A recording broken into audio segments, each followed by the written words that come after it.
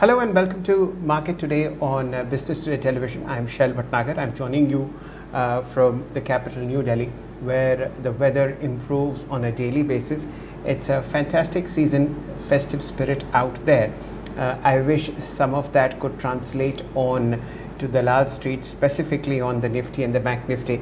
But be that as it may, for the moment, we'll be tracking on Wednesday and weekly expiry on the Bank Nifty and much more. But first, the headlines for you.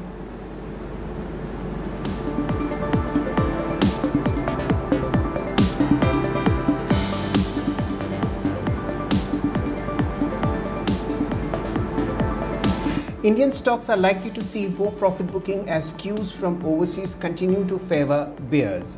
Heavyweights HDFC Bank and Reliance Industries remain weak on charts, adding to the selling pressure on the Nifty.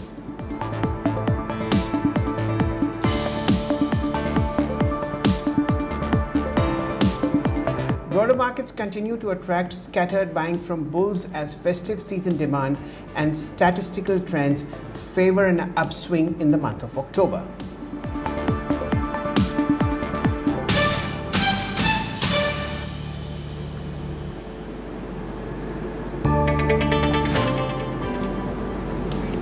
Good morning once again, ladies and gentlemen. Welcome to Market Today on Business Today Television. I am Shail Bhatnagar, joining with you from New Delhi. Let's look at how the markets shut shop as of yesterday, as also the overnight close on Wall Street. We'll be showing you a series of graphs that depicts how trends have changed dramatically, not only on the Nifty, the Bank Nifty, but as also on three major components of global equities, which is the Dow Jones Index, the 10-year US bond yield, and of course the dollar index. But first, on the Nifty, it shut shop at 19,528, 109 points lower yesterday. Things look a little bleak as far as this main index is concerned, because three of the main components, which is Reliance Industries, HDFC Bank and Infosys, show signs of further weakening on the charts. Let's analyze data one by one. First, that you see on the Nifty is a daily chart. It's fairly interestingly poised. At the moment, the 50 DMA, the daily moving average, is providing significant support to bulls, and that prevents the Nifty from falling substantially lower. Two things need to be watched. The low for day before yesterday, which was something like 19,479, seems to have been held in yesterday's trade, and that is a significant victory for bulls. Overall, as far as the most significant low is concerned, that's 19,200. A bit more on that. That was the first day's low of September. So September first low of 19,200 and the most recent low of 19,479 seems to be working at the moment, and that's the reason why the 50-day moving average seems to be providing a support. Let's drill down a little further, and for you will be presented the daily chart of the Dow Jones Index. That is showing significant pain. As you can make out, the Dow Jones Index is now negative for 2023. That means all the gains that were seen till the month of October are now out of picture, and the Dow is now trading somewhere near July lows. So that's a 3-month low that you see on the charts as of now. That's a pain point, and that's happening because of the two next graphs that you will see on the screen. One, the 10-year bond yield for US markets is now significantly higher. It is at its highest level since November 2007, a fresh high that was hit yesterday, more due to political turmoil in the US markets. Now, if this yield is somewhere like 4.7, 4.8%, that basically means that across the world in emerging markets, money from them will move back to US Treasury bonds, simply because you don't have to do anything at all. You will get 4.7% as yield. So fund managers globally who invest in emerging markets are pulling their money back into the US economy and putting it in a treasury bond. Now comes the next index, which is the dollar index. At the moment, the dollar index is showing significant strength simply because dollars from across the world are coming back to US shores to invest in the 10-year yield. Given the strength of the US dollar, commodities across the world will weaken, and that is why you see how crude is behaving, how gold is getting softer, how silver and metals are actually suffering because of a strong dollar. So a combination of strong dollar, rising inflation, rising treasury yields, and of course weakening indices has resulted in a risk of trade globally, and that has impacted Indian equities. We'll come back to the daily chart of the Nifty, and that is the pain that you see. So the trend is seen weak. Nifty is likely to slip further, and the reason for that is the global weakness in equities, mainly because of the US economy. We also have the weekly expiry of the Bank Nifty today, so that itself is going to add significant pain to the market. Coming back to the Nifty, we've seen net sales in foreign institutional investors continue. Yesterday's number was somewhere like 2,000 crores. On a weekly basis, that number is now somewhere like a net sale of 10,000 crores, and that is the significant dent in sentiment that you are seeing. Since Nifty is held primarily, the blue chips in Nifty are held primarily by overseas players. That is why you see significant pressure building on HDFC Bank, on Reliance, on Infosys. Apart from the fact that stocks like Bajaj Finance are showing strength, mainly because of very strong numbers that they've put in on a weekly basis. The other markets and the other stocks on the Nifty continue to remain weak. Now, what do you have to do? It's a sell on rise kind of a market on the Nifty, which means that after the significant down opening that you will see because of the GIFT Nifty move, as also the weakness that is creeping overseas, you will see the Nifty rising a bit, and that sell on rise will work beautifully. So it's a positional short if you can take it, and it's an intraday long after a drop. Now that's a bit of a dichotomy, but that is how trading works. It's best to remain away. It's going to be a choppy market, so concentrate on cash stocks. So as far as the Nifty is concerned, there is a short build-up on Reliance Industries, and there is a long unwinding on HDFC Bank. These two together are the two top heaviest weighted counters on Nifty, and that's the reason for weakness to persist. If you look at the options chain, the new support level is 19,400 to 19,600. That's how it is slipping. So support at 19,400 and a resistance at 19,600. There is also a fresh support that's emerged on 19,200 in the options chain, and that is why I said that September 1st's low of 19,200 will now start assuming significance as October pans out. That is the status as far as Nifty is concerned. A couple of lines on Bank Nifty. It's the weekly expiry today, it being Wednesday, and we are on T-1 as far as Nifty is concerned. So a lot of volatility that's expected on Bank Nifty.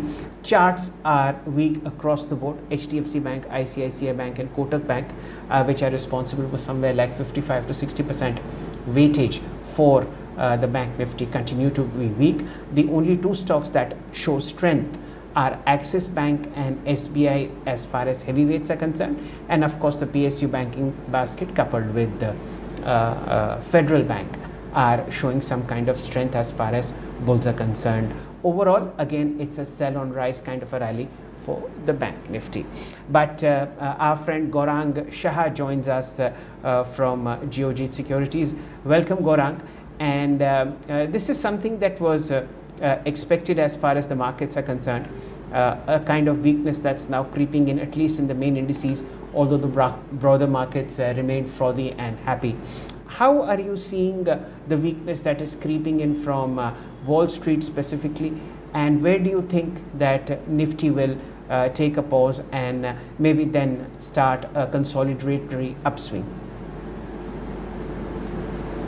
Morning, Shail. So, when we spoke last time of 19,500 and 600 on the upside, and you had also asked me that if you break 19,500, then what happens? Then naturally, the next level to look on the lower side would be 19,200 and 300, which was the lower base in the month of August, and 19,500, 600 being the higher level in the month of August. So, and we are at a very crucial level. We have corrected before the world corrected, share. And we were the ones who made a lifetime high when the world was struggling to keep itself afloat. So, from 2200 to 19530 or 40, wherever we closed yesterday. Uh, and of course, we did see buying coming in yesterday at lower level, but again, it was a choppy and a volatile trade, and we had also mentioned that choppiness and volatility will be the order of the day. So now that we are at 19,525 or 30, maybe a little bit of spillover can be seen of what has happened across the globe. But we may be able to find a base very soon. Intraday, you may breach those levels of 19,500, but closing on closing basis Nifty spot shell. If we do give a close about below 19,500, then I think we open up a little bit more lower side. But mind you, I think we have corrected, like I said, we have corrected before the world has corrected. And we will be the ones who will possibly stabilize and move in the opposite direction while the world struggles to find its space. There are issues, there are concerns in the overseas market, especially US and Europe. And we were aware about all these things at the beginning of the year. But I think eventually a fund manager can't sit on cash for a long time. They will definitely look at whether it's a domestic or a foreign institutional investor share. They will definitely need to come and deploy their cash on hand at some point of time. So I think if you're not looking at short to medium term, I think it's time to possibly open up your purse strings and bring out your shopping list and start investing in strong companies. Very soon we'll be seeing a curtain raiser for the second quarter earnings. I think that may give us a little bit of direction. Absolutely.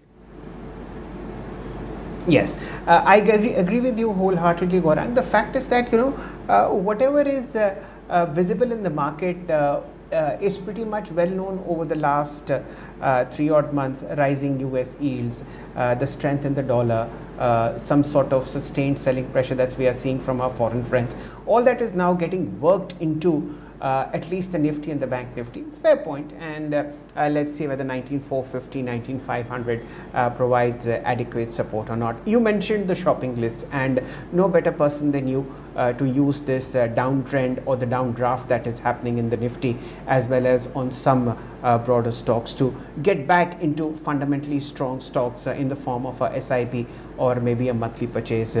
Tell us what is on your radar, what looks good. Incidentally, Shell, whenever markets go down like this, my shopping list becomes longer and longer because there are so many ideas that we have to look at. So, two investment ideas. One is from the tire stroke OEM segment, Apollo Tires.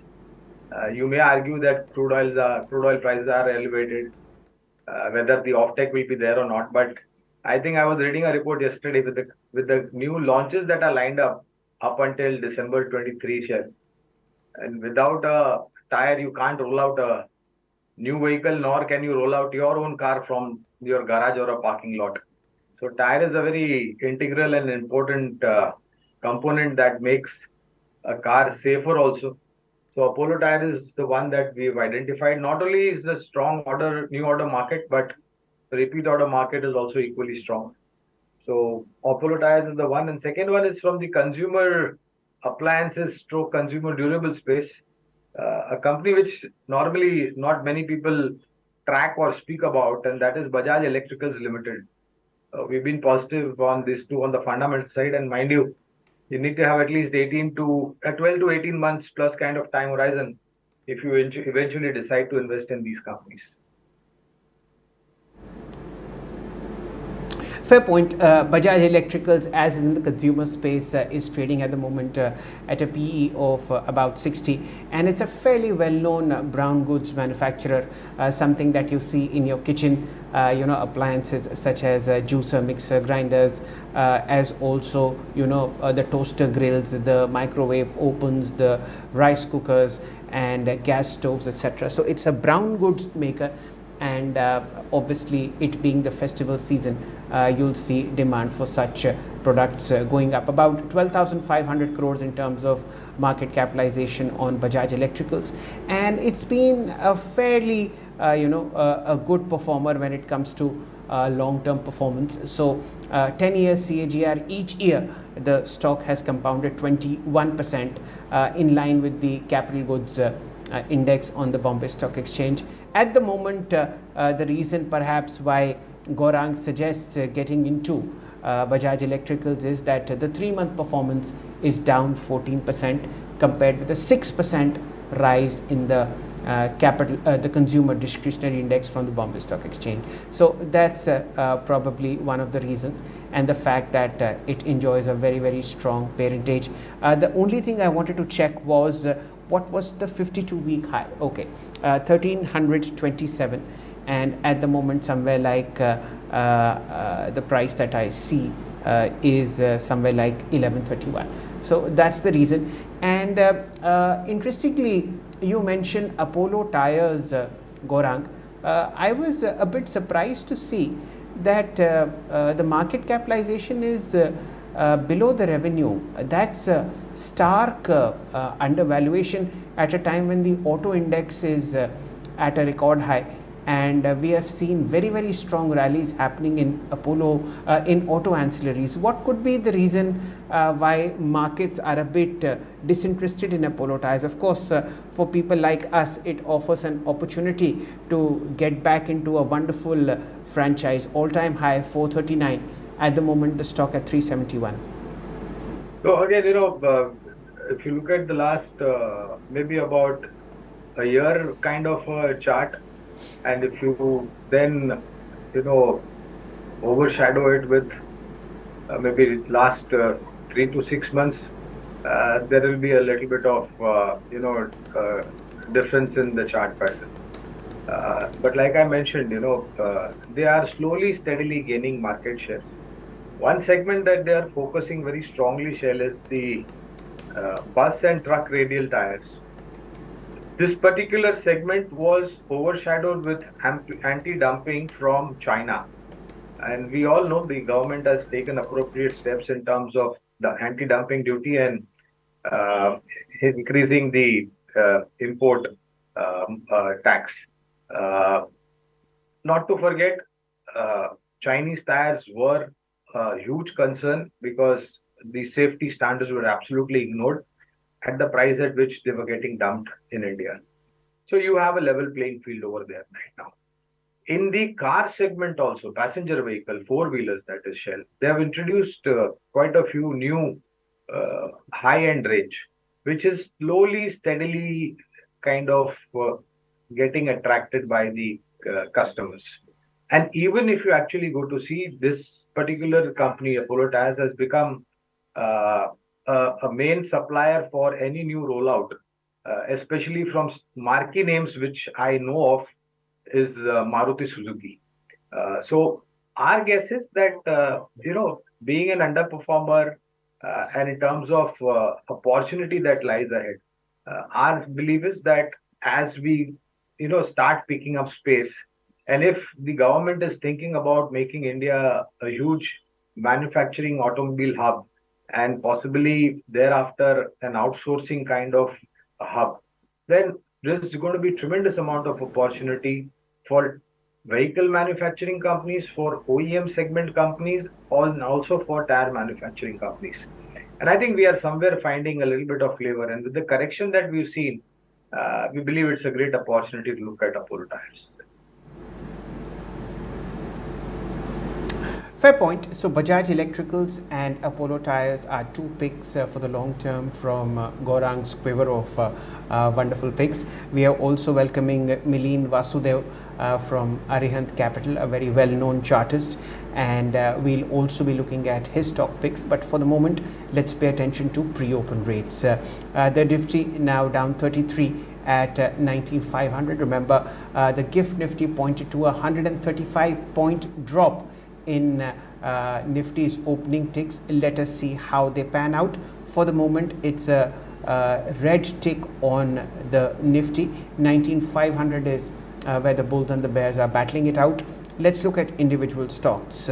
I want to see what HDFC Bank is doing, down 0.6%, 1499. Let's look at Infosys at about 1439. The stock is up 0.35%. What else looks weak? TCS down about 0.8%. I'm so sorry. Axis Bank down about 0.5%. 1,035. TCS at 3485 is down 0.8%. L&T, remember this is one of the strongest charts on the Nifty, is now 0.5% lower at 3060. ICICI Bank flat at 939. Let's look at what Reliance is giving as a quote. It's completely flat, 2318. And I want to see Bajaj Finance. A fabulous review as far as the past quarter is concerned. Very strong indications of a fabulous performance ahead, and the stock is now at 8,057, 1.3% higher. Remember, the trajectory of this one was caught fairly early, about 7,300 last week, if you had joined Market Today with us. So that's how the pre-open trades are as far as the Nifty is concerned, down 44, 19,874. We'll take a very quick look at how the F&O market is progressing beyond the index heavyweights, and then go immediately to Millen. Okay, Nestle, we have to take a look at it. 2 weeks from now, the board will hold a board meeting to not only consider intent and dividend but a stock split. At the moment, 22,806, up 2.2%. NTPC in strength, 242, record high. Delta Corp 0.5% higher, 137.60, so on and so forth. That is how the FN stocks are doing. The Nifty now down 52 at 19,476. So 19,500 is with the bears as far as pre-open trades are concerned. Immediately to Millen Vasudev. Good morning, Millen, and welcome to Market Today. How do you see the Nifty first, and then your two stock picks? So good morning, Shail. If you see Nifty on the daily chart, clearly it is trading well below the 50-day moving average line, and that also the 50-day moving average line is falling, so it is a cause of a concern. And the 50-day moving average line is somewhere around 19,615 levels, and we are well below it. Now today we have got GIFT Nifty is indicating a lower opening, so we would open lower, but overall there is a good support at around say 19,300 to 19,400 levels. Now let's see whether it is going to take support or not, but on the hourly chart also, if you see clearly, Nifty is making a lower top lower bottom formation. So on a for a trader, any bounce back should be used to go short in the market, because the bounce back would come, but there would be a lot of overhead supplies. On the stock front today, I'm recommending two stocks. One is Medanta.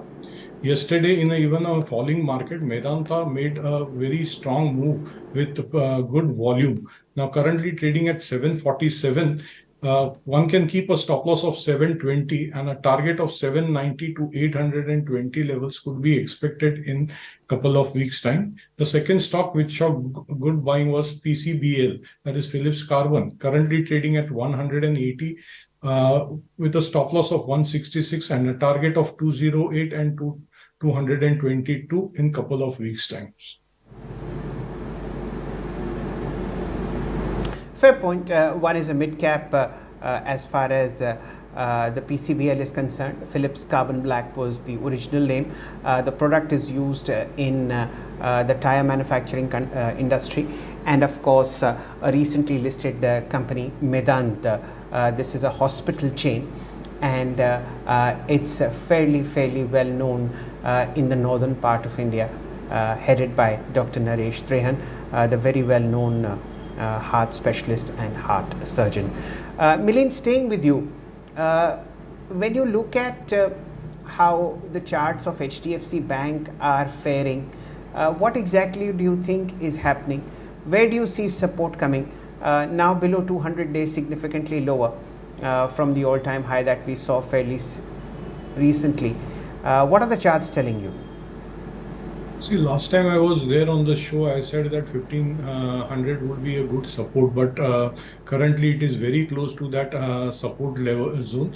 But yes, it is showing clearly weakness on the charts and suggests that some more downside is there in this counter. Now, if one can, even if there is a bounce back in this counter, I don't expect that this counter is likely to go beyond 1540 levels. One can keep a stop loss of 1540. On the lower side, you could see the levels of, say, somewhere around 1450 to 1425 in couple of days time. Fair point. And since we have two of the finest gentlemen as far as stock picking and technical charts are concerned in this market, let's focus on a stock that has been on a very, very high news cycle when it comes to equity markets. This is Vedanta. We'll draw the long-term chart for Vedanta in front of you. And first to you, Gaurang. A series of flip-flops. You and I have seen Vedanta over the last 25 years. Sometimes they merge their companies into significant single stock, which is, Vedanta. Of course, we've seen the merger of Kane, Sesagoa, so many others. And then when the going gets tough because you've borrowed excessively, far in excess of what your balance sheet can support, you turn around and demerge everything into a separate unit. One, how do you see that for a long-term shareholder like maybe the LIC? And two, what does it say about the company? It's rather disappointing at times when things like this happen, Shail. Let's be very honest. And I also remember, there was a time when the management was known to forcibly send pay orders to investors for delisting. Correct me if I'm wrong, this was the case for Sterlite Industries, as it was known as earlier. So, it does create a little bit of confusion. It creates more of uncertainty and anxiety. And also as to how each and every separate entity will work towards achieving the objectives why that particular company was set aside, and how will it create value for investors who have otherwise stayed invested with the trust and belief that after going through so many mergers and acquisitions, etc., one knows Vedanta as the multi-diversified natural resource company share now, because of the Sesagovas and the Crane Indias of the world coming into one balance sheet. And of course, you also have expectation of that, semiconductor chip being set up, and how will it impact, whether it will do any value addition to the business or not. So there are a lot of pieces which are moving around in the air, Shell. They need to settle down and give you a clear-cut picture. Let me give a disclosure that we do have coverage on Vedanta, but we are also closely monitoring as to what is happening with the company and whatever the management has said. So let us wait for some clarity, point number one, and let us expect that too many pieces which are moving in the air, they settle down and give you a clear picture. So it will be, rather wait and watch till the time we get clarity about all the developments that are happening. Fair point. The latest that we have on Vedanta is that the parent company, Vedanta Resources, is in advanced talks with JP Morgan Chase and Standard Chartered Bank to secure a $3 billion refinancing facility, which may potentially stave off a default. As you can see from the long-term chart of Vedanta in front of you, the most recent high was 340, and the stock, if you subtract the minus 2 days that we've seen in the past, is at somewhere like 220 range.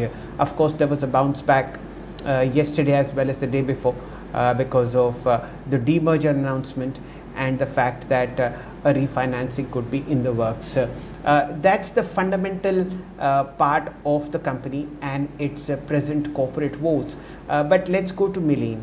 Mileen, that was a fantastic rally that we saw from the lows of 2020, 62 rupees to a high of 434, and from 434 it's a breakdown to 230. What are the long-term charts of Vedant telling you? See, clearly this stock has started trading well below the 200-day moving average line. If you come on the monthly chart, now for the last 9 months, it is continuously falling and clearly an underperformer. The previous swing low was somewhere around 206, and now prices are very close to that. And the low was made in July 22, and now currently we are trading very close to it. Now, if this level is being broken of 206 in coming days, then yes, you could have a catastrophic fall in this stock, which could lead towards 100 and say 175, 160 levels. So I would recommend to be not to bottom fish in this stock. Be away from this stock. Fair point.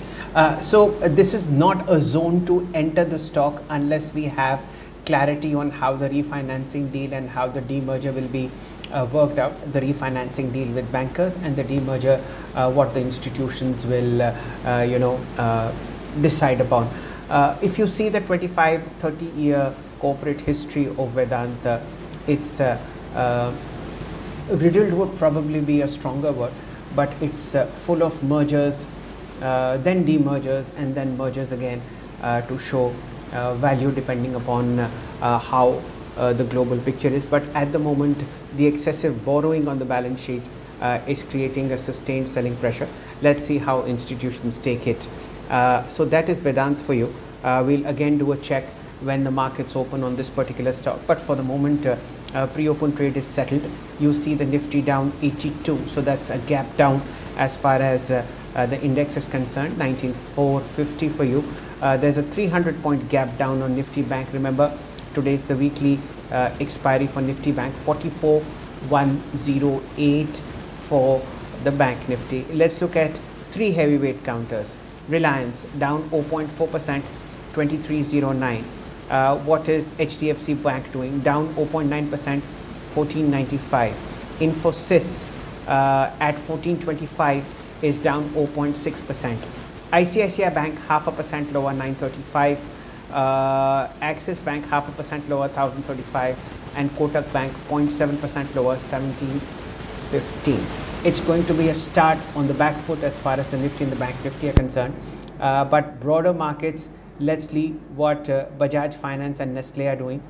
2% higher on the Nestle, 22,805. Bajaj Finance 0.7% higher, 8,025. A very, very quick view, Mileen, on Bajaj Finance. We are a couple of seconds away from the market open. See, clearly having a higher relative strength, this is maintaining a lower top, higher top, higher bottom formation, and we are seeing a good good accumulation pattern at current levels. Now, even if you see the yearly charts, it is going to cross it is very close to crossing the high of 8045.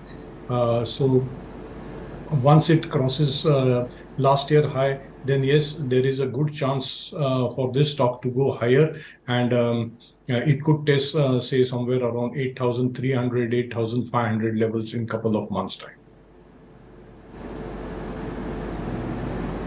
Fair point. Let's look at the pre-open trades, which are now converted to the open. It's a downtick of 121 points. It's a down gap. 19,400 in front of you as far as the Nifty is concerned.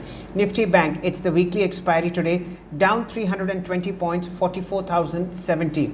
Weakness across the board. The Nifty IT index 236 points lower at 31,471, and the Nifty 500 down 100 points, 17,162. Immediately we'll see what the index heavyweights are doing. First of all, Reliance 0.5% lower, 2306. HDFC Bank 1.1% lower, 1492. Selling pressure building up. Infosys down 0.7%, 1424. ICICI Bank 0.5% lower, 934. Axis Bank in the red, 31,034, down 0.6%. L&T, the strongest chart within the Nifty, 0.5% lower, 3,056. The defensive pack is coming up. Hindustan Unilever in the green, 2476, 0.3% higher. What is ITC doing? Still 0.5% lower, 437. This is the index heavyweights, ladies and gentlemen. Let's now shift focus immediately to FNO stocks minus the heavyweights. The gainers first. Nestle taking it away, stock split ahead 2 weeks later. 23,000 in front of you, 3% higher. We have Mahanagar Gas Limited, 1.4% higher. When it comes to the prices, 1124. Let's continue to look at the most active series. Interestingly, Nestle is amongst the top traded. At the moment, 42 crores worth of transactions happening. It's a sea of red, ladies and gentlemen, as far as the most active counters are concerned. Maybe the first the first 20 you have only two gainers, and that's Adani Enterprises and Nestle. So that tells you a lot about how the broader theme is when it comes to profit booking. NSE 500. Let's look at top gainers. We've discussed Nestle. Maharashtra Bank, 2.6% higher, 50,000, 50.8. The company's just announced a review of the second quarter. Network 18, 1.6% higher, 70. We have RVNL, 0.9% higher, 174. So that's how the markets have opened. And let's just look at the PSU banking sector for the moment. The top gainers here are Maharashtra Bank, 2.2% higher, GMDC 1% higher, 332, UCO Bank 1% higher, 45.10. You've seen a very strong uptick coming on PSB, Punjab and Sindh Bank 0.5% higher, 48.20, and Indian Overseas Bank 0.2% higher at about 48.65. Milleen, coming to you immediately. Of course, the first 15-minute candle will have to be waited upon as far as the Nifty is concerned, but it's not looking good on the charts as far as this index is concerned. Yeah, definitely. If you see, you have to wait for the first 15 minutes to pass because the candle is wide enough. So whenever there is a gap down opening, there is a fair chance for Nifty to bounce back in the later half of the session. So one has to wait for a clear signal. At present, yes, we'll wait till 9:30 and then take a call. Fair point. Let's look at stocks that are showing intense outperformance. The top gainer in the FNO space, ladies and gentlemen, is a 5-digit stock, Nestle. I'll take Milleen's opinion on the chart because we are headed for a stock split 2 weeks from now. What are the charts telling you at the moment? 23,220, very close to a record high, and of course up 3.5%. Would you chase this, Milleen? Definitely. Now, if you see in Nestle for last 4 days, it was correcting, and now today you are getting a gap up opening in Nestle, and that too, it is coming very close to the all-time high. So one can try to initiate a long in this stock. Yes, you could expect another say somewhere around 10% move from current levels. Fair point. Let's get Gaurang into the discussion. There's not much to say, Gaurang, on Nestle. It's a 5-digit stock, but in the news. How would you look at this stock split that's coming 2 weeks from now? Of course, that will make the stock a little more affordable, but Nestle overall for you. Affordable and liquid also, Shell, and one of the stalwarts in the FMCG pack, if you will, with some very strong power brands like Maggi and many more. Has a decent presence in newborn baby foods, a decent market share over there also, and the stock has been a stellar performer as far as the retail investor long-term investment is concerned. So I think this corporate development will have a meaningful impact. And I also remember one thing, that whenever a stock gets split or gets adjusted for bonus for whatever issue it may be, if it's a stock like L&T or Nestle's of the world, then after maybe year or so or year and a half, the adjusted price comes to the come bonus or before the split the price that was. What I'm trying to say is that these are absolute value creators and gems in your portfolio. Unless and until you are in dire straits and in need of money, you Absolutely. should continue to hold the stock. Yeah. Absolutely. These are foundational strength stocks, the foundation that you build under your home, which is not visible, but is the cornerstone of safety as well as wealth creation and longevity of a particular building, is stocks like Nestle. This is not to say that you need to end up 4% higher. This is to say that if you are invested, remain so. Mileen, coming back to you, as far as the broader markets are concerned, of course, the selling pressure is now heavier still. Let's look at the Bank Nifty. Remember, today is the weekly expiry. 410 points lower, 43,990. Remember, the first 15 minutes are really volatile for the bank, as also for all indices. But for the moment, the 100-day moving average is broken for the Bank Nifty, and it is now at its lowest level since 1st of September. Remember, the rally started on 1st of September, which went up to 22 points higher, somewhere like 46,309, and from there 43,970. Your views, Mileen, on Bank Nifty Bank? If you see for an intraday this thing and for today's expiry, I don't think so there could be a recovery in Bank Nifty. The 15-minute candle is giving an indication that yes, any bounce back should be used to go short in this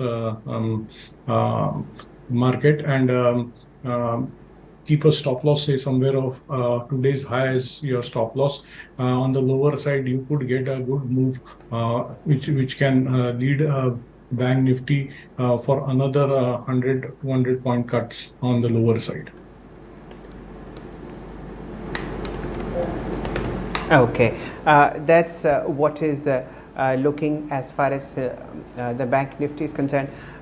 Hindustan Unilever, the market is now completely defensive.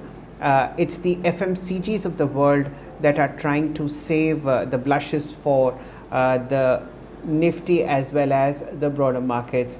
The top gainer here at the moment within the Nifty pack is, of course, Nestle, and green ticks on across the board as far as FMCG is concerned. Hindustan Unilever, Britannia. Let's look at the broader market when it comes to FMCG. Just a moment, please. I am loading a couple of software here. It takes exactly a second. Okay. Nestle 3.5% higher, Colgate 0.6% higher, Lever, Dabur. Remember, Marico was a breakout gainer yesterday, about 3.5% higher in opening ticks. I'll stick to you, Mileen, and present to you Hindustan Unilever. One of those rare counters below most moving averages, as also 200 DMA. Any chances that you see this defensive posture in the market helping Hindustan Unilever on the charts? The most recent high being 2760, the counter at 2488, ready for an upswing. Yeah, if you see 4 days back only, Hindustan Lever had seen a good downtick with huge volume. Now it is just having a pullback of the previous downfall, and I feel that at higher levels again there would be a selling pressure. So I would not advise to buy this counter at current level. Wait for another.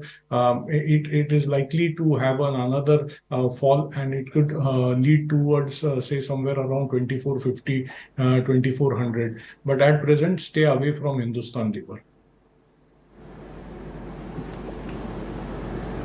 Fair point. This is the view that is coming from Mileen as far as Lever is concerned. I'm seeing both an uptick in price and a change in open interest for the better as far as lever is concerned. But Miline's view is let's wait it out. Coming to Gaurang here. Gaurang, very sharp breakout on the Nifty PSU banking index. I know the three of us have discussed this many times. The PSU banking index poised for a record high on daily and monthly charts, and perhaps let's look at what the index is doing today. At the moment, 0.5% lower, 534 but a record high is just a matter of time. We've seen this spring in the step in the second rung of PSU banking counters. Maharashtra Bank, a top gainer today, 3.2% higher at about 51 rupees. How do you see this kind of a performance coming from the second variety of PSU banks? Gaurang, first to you. The problem with second run or second variety bank, Shail, is the consistency in terms of earnings. There have been many times in past wherein the 4 quarters in a year, these second run banks or double digit banks as we call it, they give you maybe 1 or 2 quarters of a stellar performance, and then the remaining quarters they come in form of an absolute disaster. So I'm not saying that there is no turnaround or there is no visible improvement. There is, but what lacks is the consistency and long-term ability to maintain that kind of good numbers. I would rather stick with the State Bank of India or the Bank of Baroda or the PNB of the world. Canara Bank is also in the coverage universe, Shail, but we are reviewing that, so I will possibly wait out for my team to give me a reviewed outlook on Canara Bank. But maybe still like State Bank of India, PNB, and Bank of Baroda. If the numbers remain consistent in terms of improvement, then we might have a second look at the double-digit PSU bank stocks. Fair point. Let's get Miline into the conversation, and the PCR will fire the long-term chart of Bank of Maharashtra at the moment, 4% higher, 51.50, and about 3 crore shares have been traded so far, which is already a third of the 5-day average that you see on a regular basis. Miline, what are the charts saying to you? Very strong operational review that came in as far as the fundamental parts are concerned post-market close yesterday, and the bank running away now on the charts, 4% higher. I'll first talk about the PSU sector. The index is looking good, no doubt, but it is looking slightly stretched because if you see the daily charts, the RSI is giving continuously a divergence because it made a new high, but RSI is not making a new high in this. But there are some stocks like Maharashtra Bank, Union Bank, they are showing good chartical formation. Currently, Maharashtra Bank also has made a nice consolidation, lateral consolidation breakout, and it is currently trading at 51 levels. One can keep a stop loss of 48 on the higher side. Yes, this stock is likely to head towards 54, 56 to an outer extent of 58 in a couple of days' time. Well, the price that you see on Bank of Maharashtra was last witnessed in 2015, and that 2015 was actually 2014. This was the month of July. So 2014 to 2023 is 6 plus 3. It's a 9-year high, ladies and gentlemen, on Bank of Maharashtra on the back of a sterling quarterly performance. Let's see how far this goes, but this is the structure as far as charts are concerned. And apart from Bank of Maharashtra, you see a very strong traction coming in Indian Overseas Bank, 5% higher now, 50 rupees 70 paisa. UCO Bank 2.6% higher, 45.95. Union Bank 1% higher, 113. Bank of India 0.5% higher, 113.4. Very strong moves coming in. Union Bank taking it away. Miline, while we are at it, would you please use your expertise on Union Bank to tell us where the charts are pointing to you.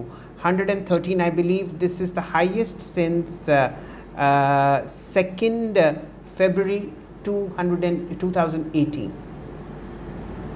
Shell, 3 days back only at 103, we have recommended this stock, and we are expecting a target of say 122 to 126 on the higher side.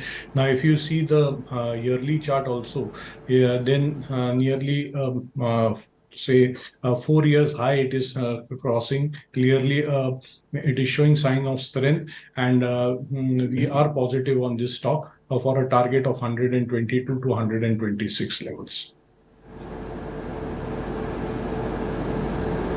Okay, and that's very well received by the market, both in terms of volume and price when it comes to the PSU banking basket. We'll pay a little bit attention on what the broader markets are doing. It's weakness persisting. Nifty is now down 142. 19,400 is with the bears. 19,387 in front of you. The weakness on bank Nifty gathers steam. Remember, it's the weekly expiry today. 44,000 in front of you, down about 400 points, which is a 1% cut. The advanced decline ratio, as far as the F&O space is concerned, is just 11 stocks in the green and somewhere like 139, 140 stocks in the red. So 1:10 ratio favoring bears all the way. What's helping F&O? Well, nothing much if you were to ask me, except statistically and sectorally the FMCG space, and now only Nestle, and there isn't much of a gain that I see anywhere across the board. Ramco Cements 2.2% higher, which really amounts to nothing. Emphasis 0.6% higher. Again, a lightweight when it comes to setting sentiment and setting the broader theme. Apart from Hindustan Unilever and Nestle in the Nifty, I don't see anything spectacular happening across the board. Adani Enterprises is in the green, 0.6% higher, but that's hardly a stock to discuss. Overall, the picture for the Nifty is just 4 gainers versus 45 that are deep in the red. So that's how the game is being placed today, ladies and gentlemen.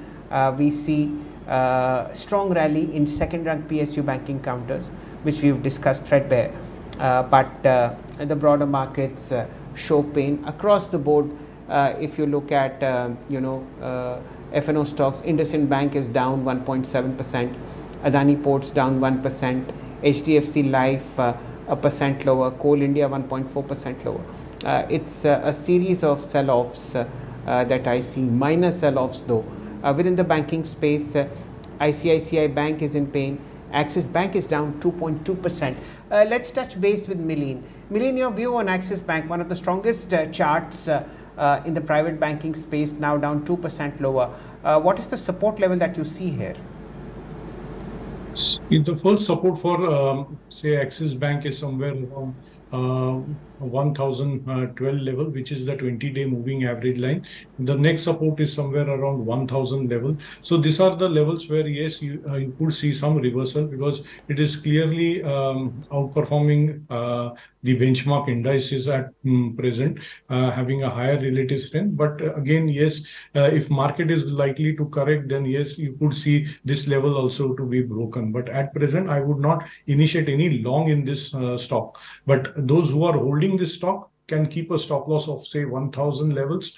If that is being broken, then yes, some downside can be seen in this stock. Fair point. Gaurang, your view on the balance sheet strength of Axis Bank over the last 1 or 2 quarters. What are the positives that you look at, and what would be Geojit's stance when it comes to Axis Bank in the long term?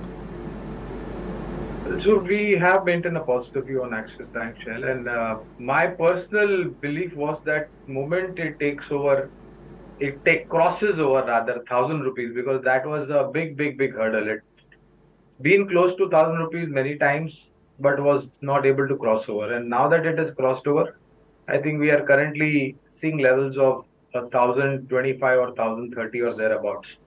And the fact of the matter, despite the weakness that we are seeing in the market, this stock has managed to stay afloat that 1,000 mark, which was earlier a kind of a very strong level, which it was not able to take off. Whatever you know adjustments or with related to the businesses that they took over from Citi is now thing of the past, and it's already been provided for. So there's great scope of improvement in terms of earning visibility for Axis Bank. If I'm not mistaken, depending upon the earnings that we have seen so far, that is up to first quarter this financial year, our targets were somewhere close to about 1,080 or 1,100 plus kind of levels. If the earnings are better than what our estimates are for the second quarter, these targets would naturally get revised upward, Shell. That's the fundamental view coming in from Gaurang. Although it's time to thank him, I'll just request the PCR to put all three of us in a single frame. I think it's a rare Wednesday over the last 3 odd months that the three of us haven't discussed a single auto stock. I think the reason being that Sakshi is absent and she hasn't prodded us to discuss what is the closest to our heart, two-wheelers and four-wheelers. So Mileen, first to you. What looks good on the chart? Although the 19 stocks that are there in the F&O space as far as autos are concerned are in the red today, but probably it's one of those off chances that happen in the markets. What looks good? See, if you see Maruti is looking good on the chart. It will correct due to market is giving a slight correction at lower levels. But at lower levels, yes, you could look for Maruti. Maruti is likely to outperform in auto stocks. Okay, Maruti remains the top draw as far as Mileen is concerned. For the moment, 10,189, the counter down about 1.8%. Remember, for the first half of the current financial year, Maruti reached a landmark of selling more than 1 million vehicles in its life journey. And this is also a company that has announced a 45,000 crore rupee expansion to double its capacity over the next 8 years. Gaurang, anything that catches your fancy as far as auto stocks are concerned? I know you're a die-hard lover of bikes. So I will stick with two-wheelers since you mentioned two-wheelers. Then my vote will go to TVS Motor Share, despite it being one of the most expensive stocks in its category. When you do a PE comparison with maybe likes of Bajaj Auto or Hero MotoCorp, TVS Motors you might find it a little bit more expensive. But anything good in the market comes at a premium. So my vote will go with TVS Motors. Fair point. So Maruti, if you love four-wheelers and bikes, if you are in love with them like Mileen, Gaurang and me, it's TVS Motors for you. Thank you so much, Gaurang, for your lovely chat today. We look forward to Bajaj Electricals and the other stock that you mentioned for the long-term holding. Bajaj Electricals, of course, doing pretty well in the market today. And the second stock that Gaurang had discussed was, of course, Apollo Tyres. Both of them on your screen as of now. These were, of course, recommendations to be purchased on a fairly regular basis and to be held for the long term. 370 on Apollo and Bajaj Electricals for the moment trading at 1088. Remember, the all-time high is about 1327. Okay, that puts us back to Mileen, and let's just pause for the moment and understand what the Nifty is doing. Now, what we'll do is try and look at the 15-minute picture, actually the 5-minute picture in front of me, and the low is 19,379. So let's say 19,380, which has been tested thrice in the last about 20-25 minutes. And what is the significance of this low? This is the lowest level since 4th of September. So this is the starting point of the rally that we had seen, 19,200, what you saw on 1st of September.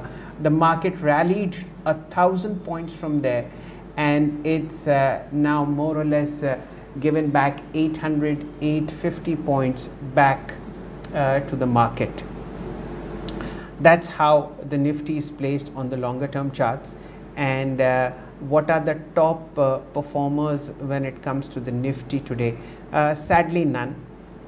We just see a mild uptick in Bajaj Finance, and that's also petering away. HDFC Bank somehow is showing some kind of a resilience, 0.5% higher now at 1524. Remember, the intraday low for today was 1489.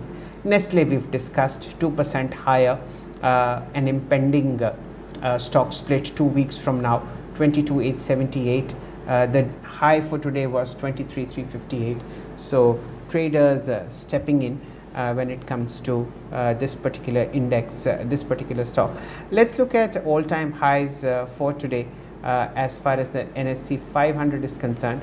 Okay, Narayan Hirdalaya. Remember, this is at 1129 and down up 2.5%. We'll discuss Narayan in a bit. We have MapMy India 2157, and of course Solar Industries 5000 at the moment, 1.5% higher. Let's go back to Milene's top two picks. They were Medanta, something which is exactly similar to Narayan Hirdalaya. It goes by the name Global Health. 744 in front of you, all-time high. Milene had pointed out that this stock will really fly. At the moment, about 71,000 shares have been traded in the first half an hour of trade. Once again, let's revisit Medanta. Milene, what looks good? See, I still hold my view on Medanta. If you see Medanta, after quite, if you see on a yearly basis, it has already rallied 58%, and then it has gone in a consolidation phase for nearly 10 to 12 weeks, and from there yesterday we saw a good breakout with huge volume. This clearly suggests that this has got potential to go on the higher side. Now today at present it is only down by 0.52%, but definitely I'm very positive on this stock, and this is likely to head towards say 800 820 levels. And the next stock in this same category, what you said, is Narayan Hrudayalaya.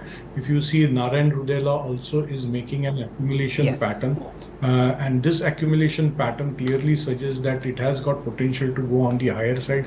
Good support at around, say, somewhere around 1,100 levels. On the higher side, you could expect this stocks to trade higher towards 1,200, 1,250 levels in a couple of days' time.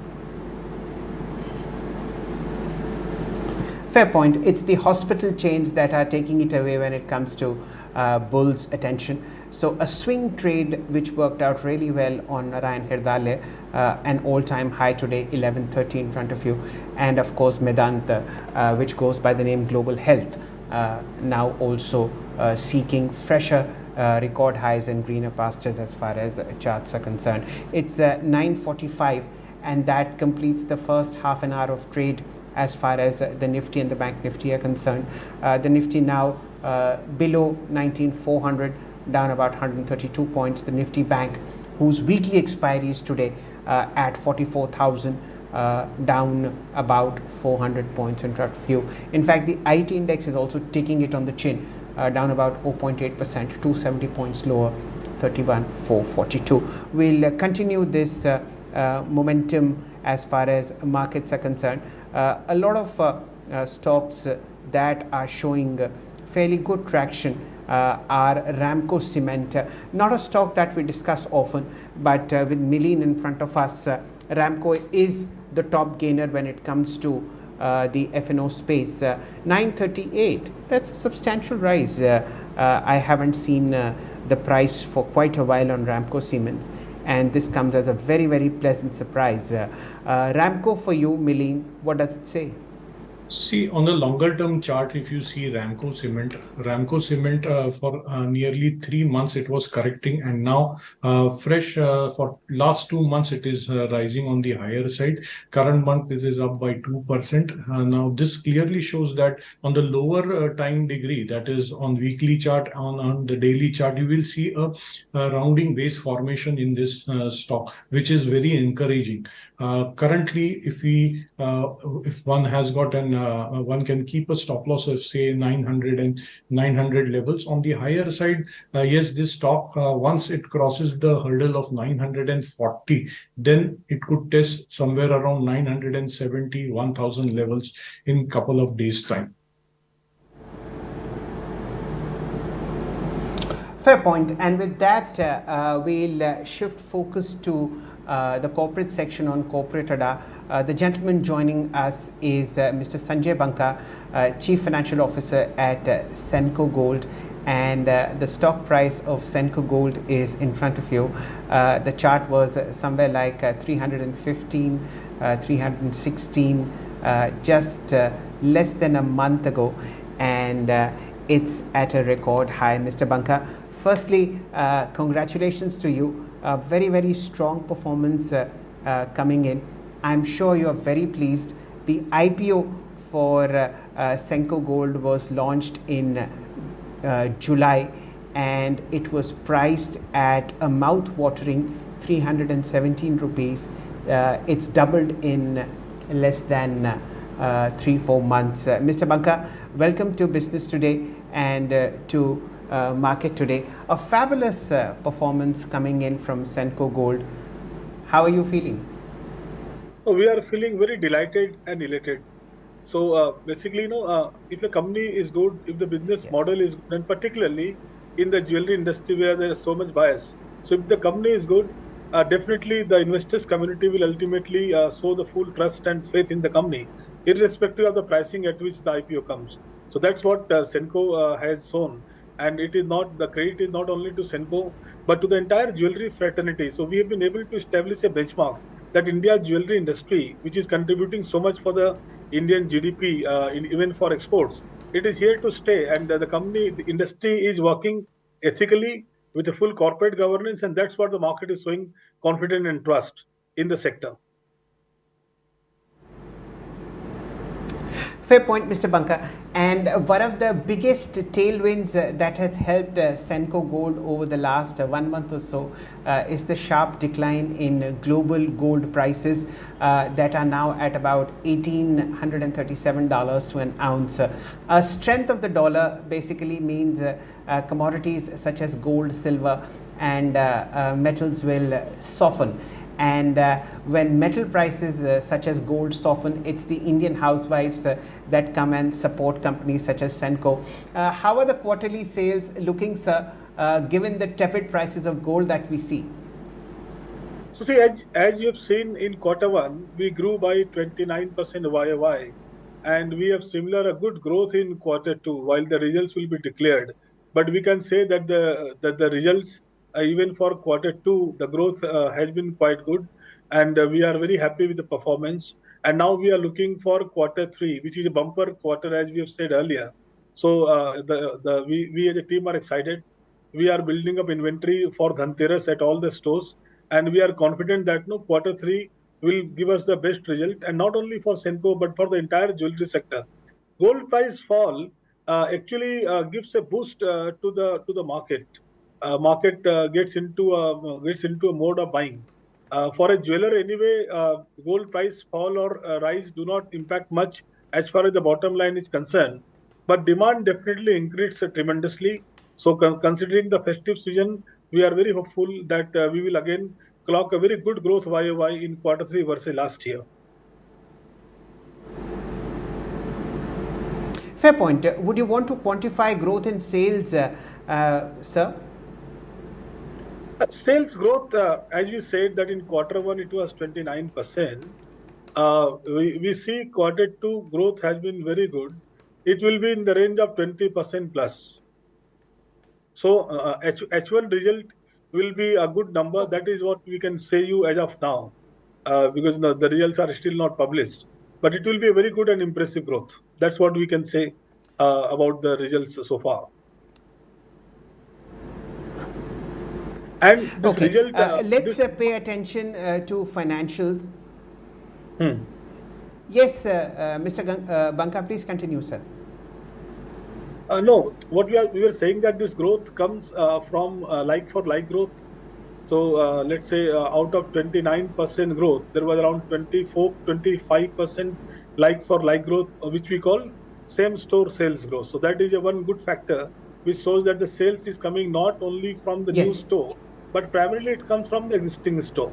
Second growth factor is the stud ratio. So stud ratio in the last quarter was the growth in the diamond was in the range of 34% volume and 50% value. And we saw the similar growth, around 8% growth in volume and around 25% in value.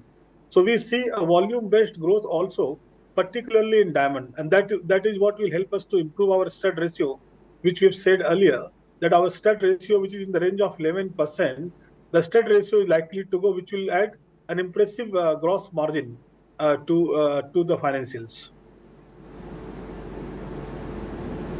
Okay, Mr. Banka, let's focus on the IPO proceeds. You had raised 405 crore rupees, which were meant for both working capital and physical expansion of stores. You are a company which is primarily very big in the eastern part of India. Over the last 3 months, could you please share with our viewers and investors how many stores that you have added? And for the current financial year, which ends in March 2024, what would be the fresh additions and the total number of stores that Senco Gold will have? Yeah, so thank you. So the funds which you raised 405 crore, out of that 135 was offer for sale, which has been raised, which has been collected by SAF. So their shareholding has diluted from around 19% to around 10.5%. Balance 270 crore. That was the primary portion belonging to Senco, and after payment of IPO expenses, duly adjusted for reimbursement of expenses with SAF, around let's say 230 crore is what has come to Senco Kitty. As we have said during the roadshows, that this 230 crore is sufficient for around let's say 12 to 13 store, because one store rollout takes around 20 crore per store. So you can calculate around 13 stores into 20, 260 crore. But the story is quite longer than this. So what we are saying is that we will continue to leverage the strength of the balance sheet. Our debt equity ratio, which was in the range of 1.1x, and subsequent to the IPO, it improved to 0.84x.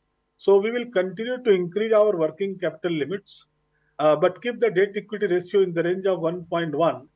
And this will, so let's say 270 plus 270 is 540. And if we take a minimum PAT for next 3 years at around, let's say 500 to 600 crore, so 600 plus 600, 1200, and similarly 500, around 17 to 1800 crore is the clear cash flow which we'll have, which will help us to set up around 50 stores over next 4 to 5 years. So 50 stores into 20, around 1,000 crore is the capex requirement, inventory and capex requirement for the new store. And similarly, we will use this incremental free cash flow for improving the inventory of our existing stores, investing in technology, investing in training, and also some working capital margin which we have to maintain with the bank. To answer to your second question, how much stores we have rolled out in the H1? So we started the year with 136, and as of now we have 145 stores. So 9 stores have been rolled out in the current year, which includes 3 franchisee stores. So we have opened the franchisee store in places like Ara, in places like Bhagalpur. Similarly, our own stores, we have opened our stores in Indore. We've opened one store in Gangtok. We've opened a store in Bhopal. We've opened a store in Chandigarh Elante Mall. So we are, while there is general perception that we are a East-based company, Definitely, we have got a majority of our stores in East, but our focus is clearly to grow in East and North, because North is a good market where we are seeing a good growth. So we will continue to focus on East and North in our growth strategy over next 3 to 4 years. Fair point. That's how the physical presence will grow. And there's a combination of three charts that is being shown to you. Let's start with Senco Gold. Of course, that's there in front of you. 317 rupees was the IPO price. At about 642 now, the stock has doubled in less than 3 months of its IPO. And the reason for this very sharp rally that you see is a subsequent very sharp fall in gold futures. That chart will come in front of you. Remember, India is the only country which regularly practices buying more and more of physical gold just as prices dip, and we are in the festival demand. Therefore, jewelers like Senco are just blowing away the charts when it comes to stock prices, because sales are rising dramatically. Gold futures in front of you at $1,837 an ounce were at $1,967 an ounce on 20th September. Now, this sharp fall in gold futures is because of an equally strong rise in the dollar index globally, because money from all sorts of emerging markets is moving back to the US economy. So it's a combination of these three charts which is working very, very well for Mr. Banka, and he's putting in newer and newer showrooms, both in the franchisee model as well as his own expansion, and that's taken very well by the market. Mr. Banka, have I missed something? So I will just like to add that gold price movement, it primarily increases the demand. But as far as the profitability is concerned, it does not impact jewelers, because most of the jewelers are working on the hedging. So while in case of gold price fall, there will be there may be a loss on the gold inventory, and in case of gold price increase, while there can be gain on gold inventory, it will be negated by the hedging position.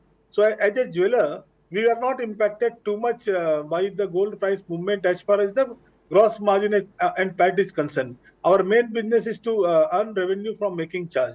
As far as the investors are concerned, it depends upon the company's future potential. So our investors are clearly looking at a future potential. They are feeling that the valuation of the company is still much more than what the market is currently giving, or what it was at the IPO level. That is the primary reason that the investors are looking at the company at the long run, that the share prices are increasing. Gold price fall can be only 5% impact and not more than that.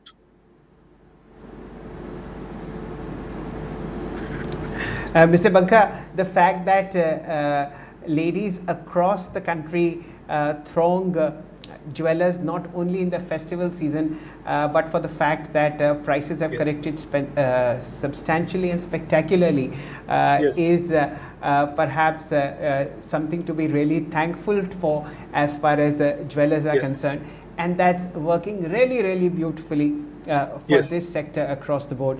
Thank you, Mr. Banka, for your time. It's been very, very interesting listening to your expansion plans as also utilization of IPO proceeds. All the good luck to you, and here's hoping the best festive sale and cheer for your shareholders and yourself, sir. Thank you very much. Thank you. So that's it, ladies and gentlemen. We'll wrap up market today for you as of now. As of now, the Nifty is battling at 19,400, down about 127 points. There's a deep gash on the Bank Nifty, 400 points lower, about 1% off, 43,993. Remember, it's the weekly expiry for the Bank Nifty today, and that's the reason for this sharp volatility across the board. Indices are in the red, but select pockets such as the second-ranked PSU banking basket and stocks like Bajaj Finance, Nestle, Ramco Cements are in the green. Do stick around with Business Today for all your financial needs and updates. I'll meet you tomorrow morning as always, and here's the best wishes for you for the rest of the day. Thank you so much, sir.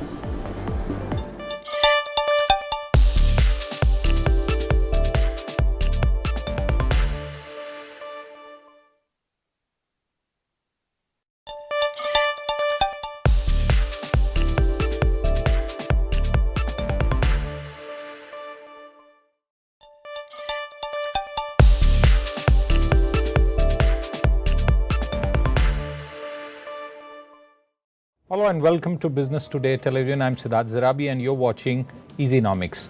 CareEdge Ratings has reported